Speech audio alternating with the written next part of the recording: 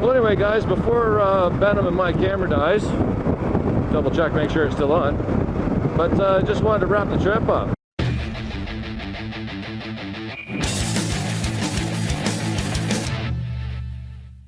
We've had a fantastic weekend. We left Saturday morning, caught the ferry. We were on the ferry standby and managed to get on, which put us onto the Manitoulin Island in a decent time.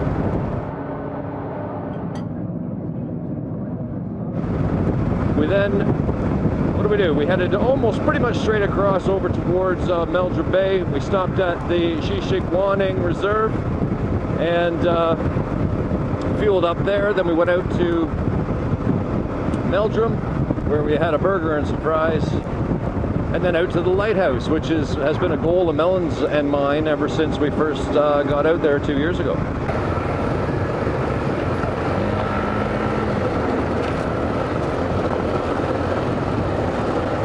You made her. Oh yeah. It's not done now.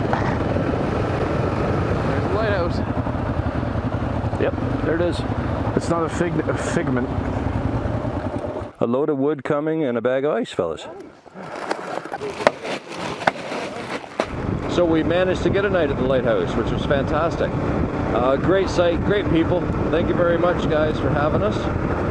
And the following morning, which was Sunday morning, we suited up and headed across the northern part of the island over to Little Current, across the swing bridge, and we headed north to Espanola, across towards Sudbury, headed for Bala in the Halliburton area.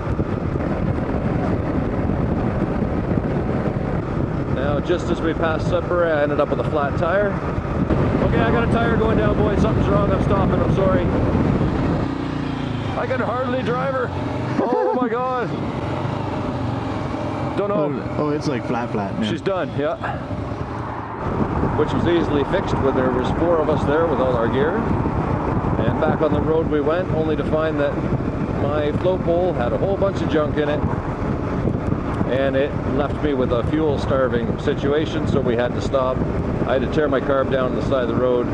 About an hour later we were back up and running, clean carb, clean fuel filter, and back on the road.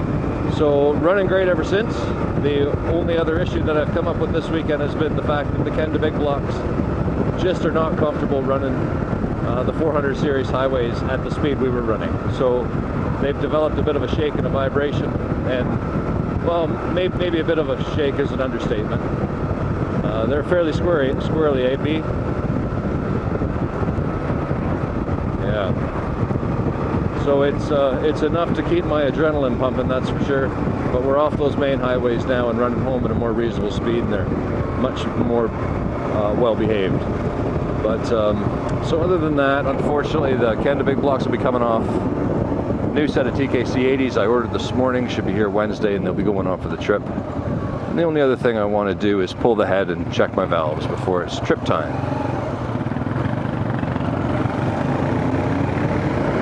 I did really want them to work. I've been talking them up as they showed their brilliant side, which is gravel and off-road. They've got great grip. They're very predictable in the corners on the gravel.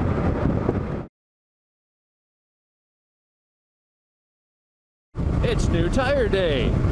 As you guys know, I am a huge fan of the Continental TKC 80s. The lifespan isn't very long. I average about, let's say, between 4,000 and 6,000 kilometers on my TKC 80s. But the grip and the predictability of those tires is second to none.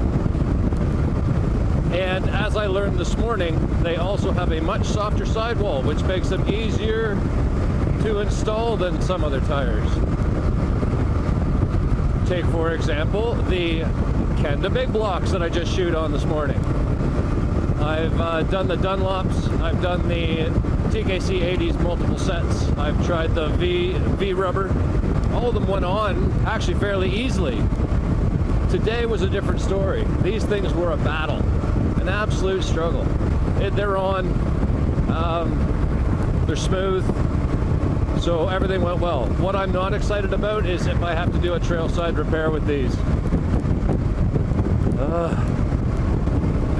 expectation out of these is that they behave very similar to the TKC 80 on the highway and off-road. I am expecting slightly less grip due to a harder compound and a longer lifespan. So that is my hypothesis with this tire.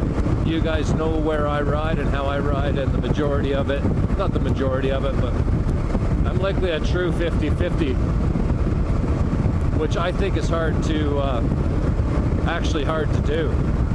So that's the way I use the tire. I ride pavement until I can get to gravel. As soon as I can get to gravel, I'm on it.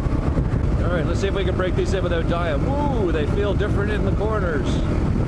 Very different in the corners. They have a rounder profile than the TKC 80s did. So it was kind of doing that thing there on the first one where it sort of pulls you in instead of you pushing it in. I'm sort of pulling out of the corner a little. It's kind of different.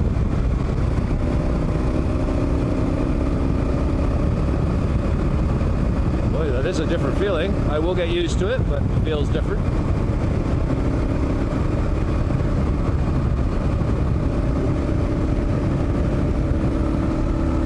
Okay. First corner thoughts. Looser. That did not feel as planted, but they're brand new, so I'm going to forget about that. Just forget about that. Let's... Whoa. You guys seeing that? Look what I can set up. Oh, I don't like that much. Holy crap, maybe that'll go away as they break in. Let's hit some gravel here and see how they do on this stuff. Oh, they feel good here. A little bit of low-speed gravel. Not doing anything too weird.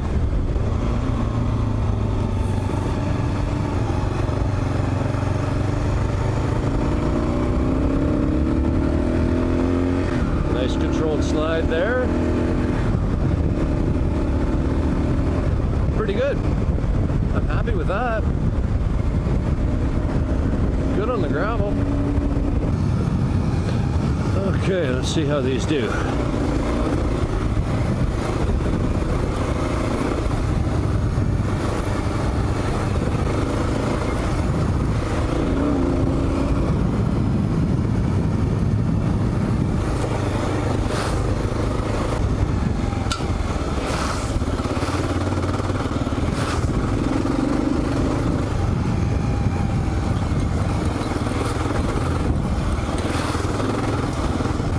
There we go. That officially concludes the off-road trial of the Kenda Big Blocks. Stay tuned for more on these tires as I wear them out and try them out and eventually hang them on the wall. I was generally very happy with them. The only thing was I noticed that they would set up a bit of an oscillation if you weren't kind of keeping your eye on them. But I was willing to overlook that for the grip. The grip has been so good that, you know, really, I could live with that. The problem is that over 100 kilometers an hour, once you get on the major dual carriageways, those that slight oscillation turns into a hair-raising adventure. So, no, it's not safe. No, running along a 100-kilometer-an-hour highway at 80 isn't safe. If you didn't do any big runs and you were just running around locally, it might be fine. The other side of that is maybe I got a bad set. I don't know. Spinning them this morning, we can see them kind of hopping as they go around. We can see a low section in each. Maybe I had a belt shift. Maybe they're not all like this. I don't know. But with the trip coming up, I can't run the risk of trying them again. I have to go back to what I know. So back to the TKC 80s it is. Anyway, that's another topic for another day. But great trip. Thanks, guys. Had a lot of fun with Venom Shooter Tech Melon 1. And yeah, excellent. On that note, I think we'll let them go, AB. Alright guys, mind how you go. Thank you so much for watching. Don't forget to check us out over there on the Patreon side of things if you have a moment. If you like what happens here and you want to get a little more in-depth, a little bit more description of what's happening, what's going on with us, I'm starting to post up over there as often as I can. And yeah, so if you want to become part of that community over there, it really helps us out with cameras and microphones and that sort of stuff. Thanks for watching. Mind how you go, and we'll catch you on the next one. Bye for now. We are all out.